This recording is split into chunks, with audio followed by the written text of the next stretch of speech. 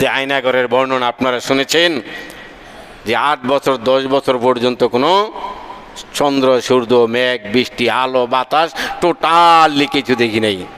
এমনি জেলখানায় তো হয়তো শুক্রবার একটু ভালো খাওয়ায়, বা স্বাধীনতা দিবস হইলে একটু কম দেয়, অথবা অমুক দিবসে একটু খিচুড়ি পাকাইয়ে খাওয়ায়। ওই জুব্বুল হুজুনে আয়না করে এটারও ব্যবস্থা নাই। এটা কঠিন আযাবের জায়গা। ওখানে কবরের মতো জায়গা, ওখানে ভয়ঙ্কর জায়গা। আজানও শোনে নেই 8-10 বছর। দুই একজনে আজান শুনলে বলতে পারতে যে যখন আজানের একটু আওয়াজ শুনতাম যে আসসালাতু খায়রুম মিনান নাওম, তখন বুঝছি যে আজ যেমন রাত পোয়াইছে। এর আগ পর্যন্ত বোঝা যায় না কখন রাত কখন দিন। আল্লাহ রাব্বুল আলামিন এই জুব্বুল হুজুন জায়গা ওদের জন্য রাখা হয়েছে। আর শিরকু লা ইউক আর জাম্বুন লা ইগফারু, যেই গুনাহগুলো মাফ করা হয় না। কিছু গুনাহ মাফ করা হয় না, কিছু গুনাহ মাফ করা হয় স্বাভাবিকভাবে, কিছু গুনাহ মাফ করা হয় আযাব দিয়া, শাস্তি দিয়া। তা আমরা 3 নম্বর প্রকার যেটা, যেই জাম্বুন ইউজাজা ফিহি, ওই গুনাহ যেগুলা কিছু শাস্তি দিয়া আল্লাহ মাফ করে দেব। এই শাস্তির একটা গুনাহ, কবিরা গুনার শাস্তি 7000 বছর। এবার আমি আর আপনি মোটামুটি একটা হিসাব করতে পারি, আমার 60 বছর বয়সে কবিরা গুনাহ হয়তো 2-3টা হইব কিনা, না কয়েক লাখ হইব। এক একটারে যদি 7000 দিয়ে পূরণ দিই, কয় কোটি বছর শাস্তি ভোগ করা লাগবে। এগুলো যদি এখনও আল্লাহর কাছে আমরা তওবাতুন নসুহা করি, আল্লাহর কাছে মাপ চাই, বান্দার হকের মাপগুলা বান্দার কাছে চেয়ে নিই, বান্দার টাকা দিয়ে দেই, যেই বান্দার বাড়ি দখল করছেন বান্দারে ফেরত দিয়ে দেই, যেই পুলিশ লাইনেতে অস্ত্র নিয়েছেন এটি ফেরত দিয়ে দেই, বা যেই জায়গায় অন্যায় করছি ব্যক্তির কাছে ফেরত দেওয়া, ব্যক্তির কাছে মাপ চাওয়া লাগবে। অন্যর কাছে মাপ চাইলে হবে না।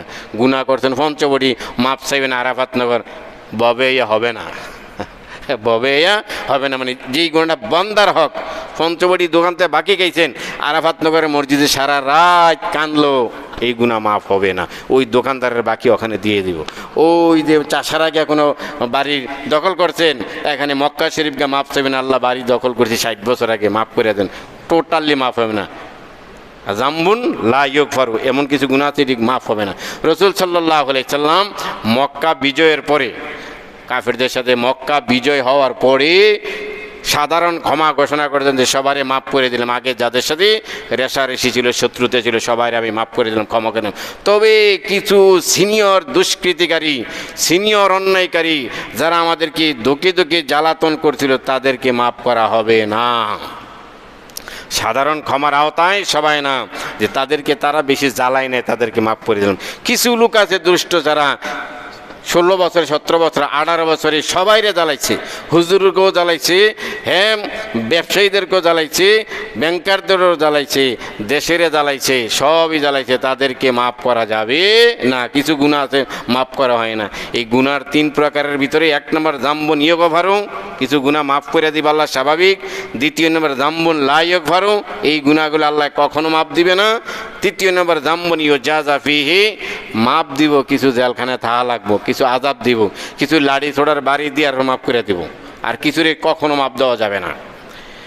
প্রাণের ভাইয়েরা আমার, বন্ধুরা আমার, গুনাহের প্রকারভেদ আলোচনা করতেছিলাম।